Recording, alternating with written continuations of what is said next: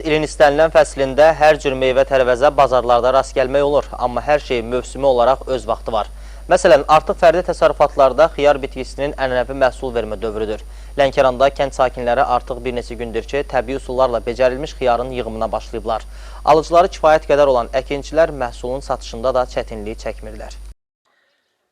Lənkəranın bəzi kənd sakinləri əsasən tərəvəzçiliklə məşğul olurlar. Kənarmeşə kənd sakini 80 yaşlı Səməndər Əzizova da həyətyanı təsərrüfatında demək olar ki, bütün tərəvəz bitkilərini əkir.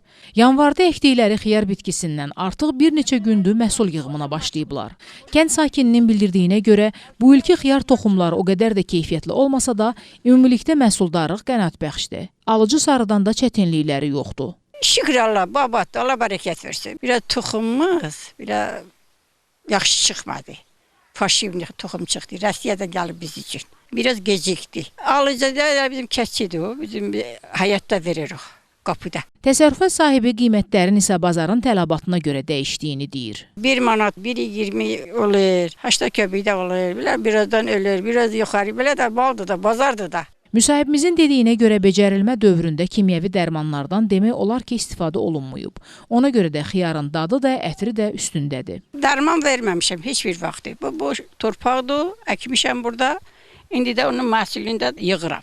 Bu torpaqda bitib, bu dərmansızdır. Ekoloji təmiz məhsul sağlamlığımız üçün təhlükəsiz olduğundan alıcılar da məhz yerli xiyara daha çox üstünlük verir. Yerli xiyar, bu dərmansız xiyardır, bu mən də almışam. Əlbəttə ki, bizim ez yerli malımız bütün xaricdən gələn mallardan 1000 dəfə yaxşıdır. Dərmansız maldır. Bizim torpağın qidası bizim orqanizmə uyğundur da. Qeyd edək ki, fərdi təsərrüfatlarda xiyarın yığım prosesi 2-3 gündən bir olmaqla mayın axırına dək davam edəcək.